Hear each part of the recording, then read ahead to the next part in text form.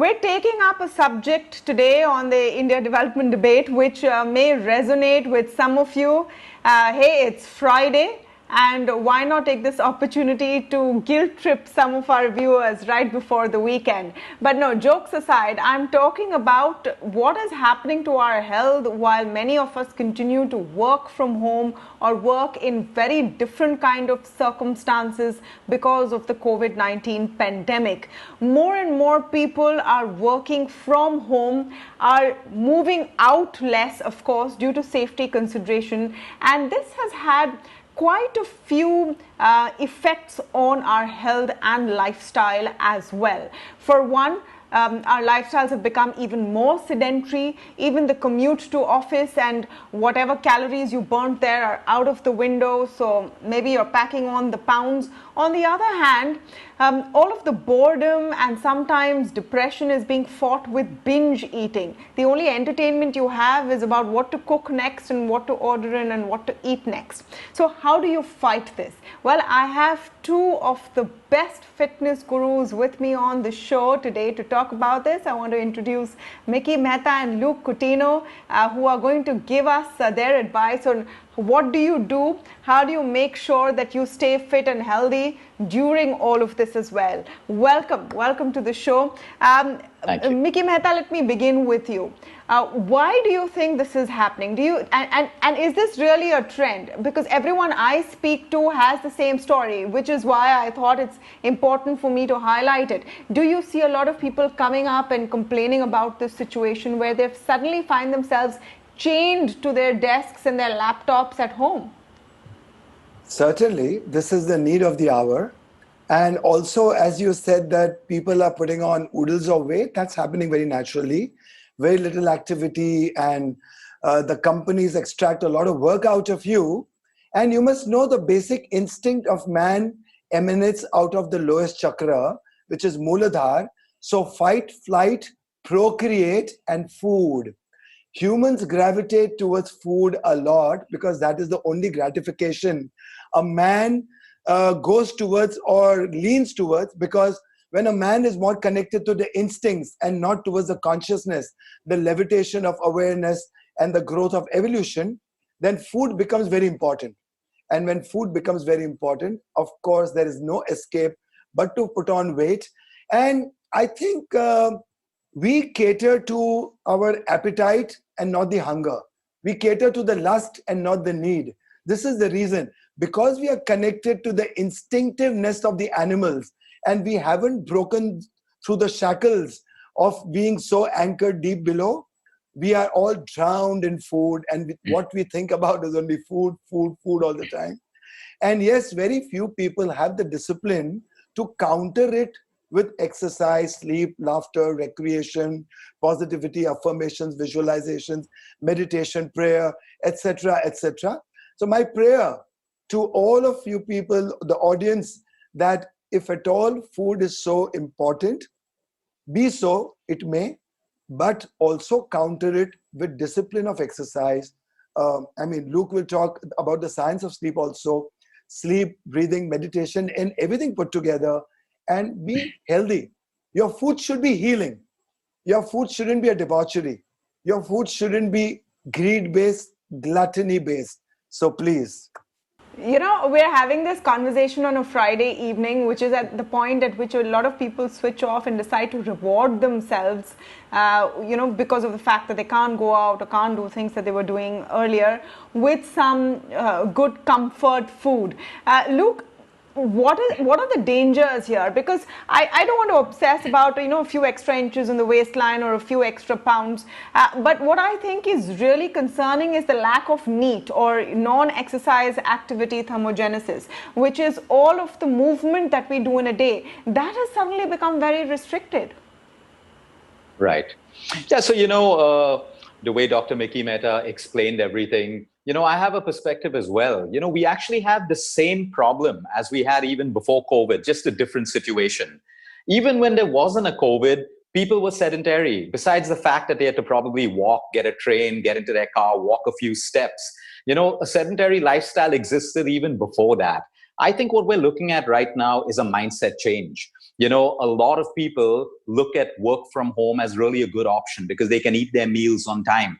They have more time to work out. Before, people spent almost 2 to 3 hours in commute in a city like Mumbai or Delhi, and they didn't have time to work out. But now they have the ability to work out. They have the ability to eat meals at the same time. A lot of good stuff can also happen. So like Dr. Mickey Mehta really said, I think the underlying problem is a lack of discipline and a lack of, consistency. If we're working from home, we have the ability to work out. Just because it's work from home doesn't mean we have to be lazier. It doesn't mean that we have to gravitate towards food all the time. That happened even before COVID. People were ordering food and Swiggying food and Zomatoing food to offices, or they were eating out at restaurants most of their meals. So that really isn't the problem. The problem remains the same, of our want to get healthier. I think we just have a different situation, and now we attach that to an excuse of, oh, exercise is going to be difficult. But it's actually become easier because now you can exercise in the morning or in the afternoon or in the evening or even in between your day. So I really think it comes down to a personal choice. I don't think, I think the world keeps changing their mindsets all the time. Oh, COVID means work from home, means we're going to eat more. No, it doesn't mean you have to eat more. There were people bored in offices as well and still eating more over there. So I think it comes down to discipline and consistency. And if people follow a timetable, like I think we have to organize our time. So what time are you going to wake up at? Okay, what time is your yoga, your workout going to be? What time are your meals going to be? And what time is my work going to be? If we can follow a simple routine, everyone, whether you're working from home or you're going to work, you have the possibility to put in exercise time, to put in meal times, to put in your meditation time, your me time, and then you're just doing nothing time as well. It's all possible. Work from home or no work from home. No, but Luke, let's also take into consideration that they're really serious and very real concerns that people have. I mean, you're suddenly sharing the space with your entire family through the entire day. Space for yourself is now limited, including space for, me time, which used to be exercise time, etc., etc. So there are real concerns there. Tell us a little more about keeping active through that extra work you're doing, or making sure you break the chain of a very sedentary lifestyle. How do you do that? Sure. So number one, you got to plan your workout time. It's always good to have a workout time planned. So like if everyone's waking up at a particular time in the morning, you may want to get up half an hour early so you have place and you have your own privacy and your space to do a workout. Now, many people don't have access to gymnasiums and gyms right now, but there are tons of videos. You can do a whole yoga class online every single day without spending a rupee from your pocket. There are loads and loads of apps and YouTube videos of really good training programs, teaching people from beginner, intermediate to even advanced stages of working out at home. We have something called body weight.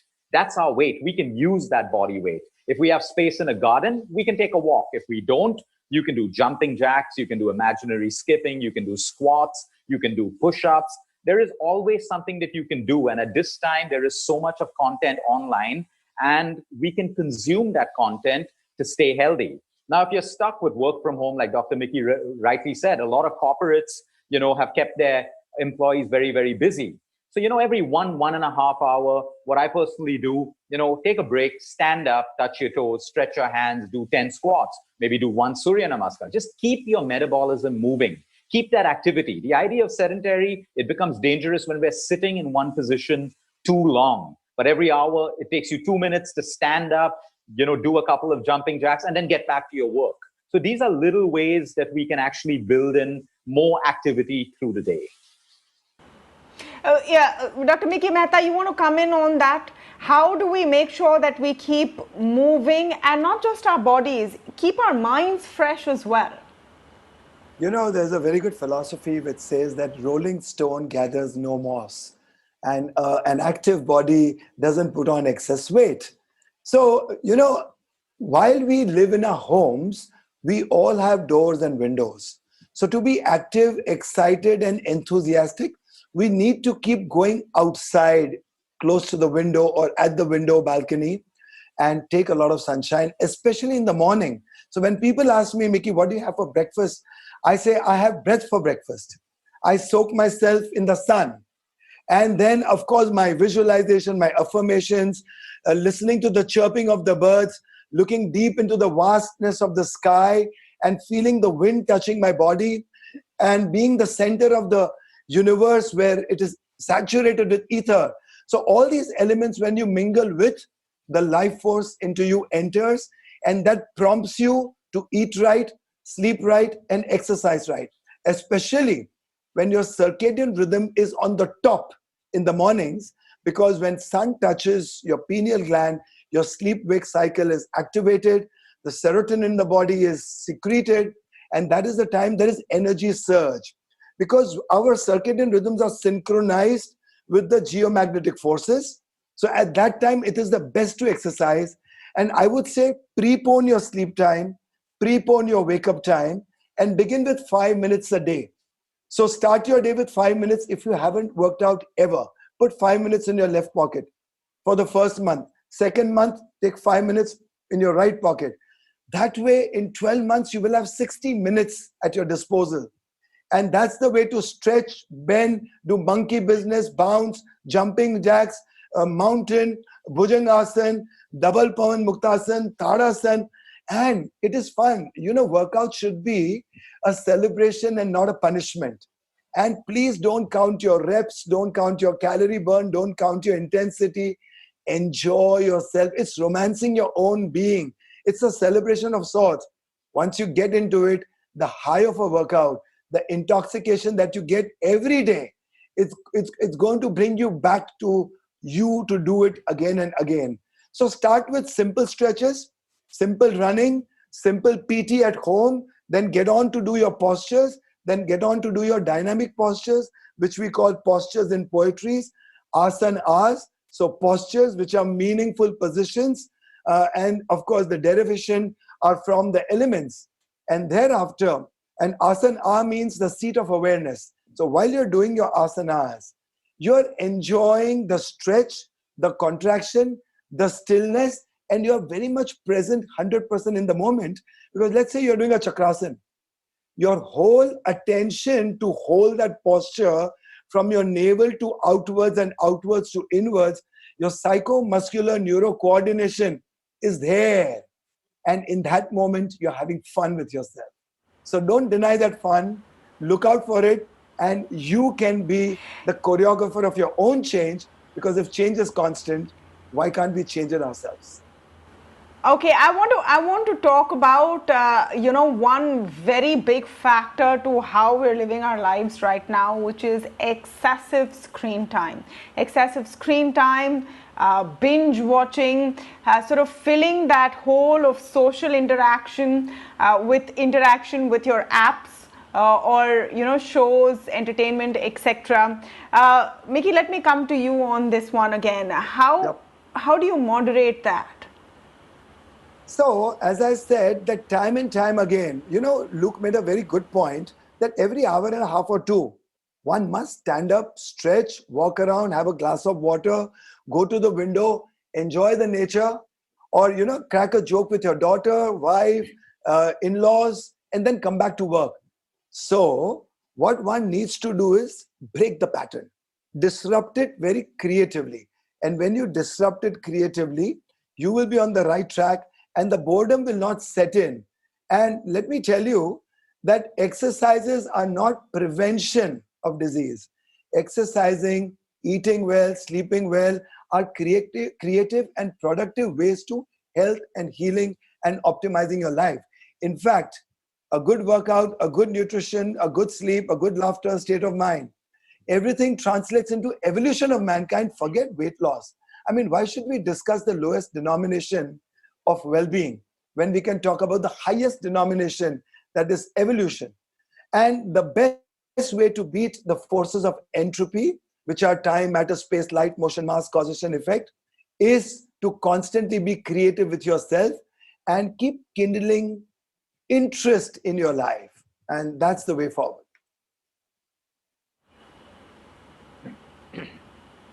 Well, and that interest has to go beyond just what you're going to have for the next meal, perhaps. Well, I want to thank both of you for joining us on this very interesting discussion on this Friday evening. I hope our viewers will take away something important from this, how to stay sane, how to stay fit, how to stay happy through this very tough time that we are all experiencing. Well, that's all the time we have this evening on the India Development Debate. But before I sign off and thank you for joining us, I want to draw your attention to what is happening in the western coast of the United States.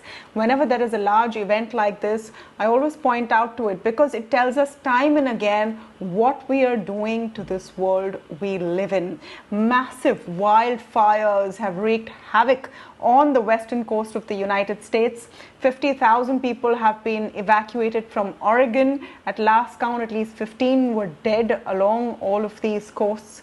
They're still trying to beat back these wildfires. These are signs that we're getting. We need to pay attention. On that note, I want to thank all of you for joining us this evening.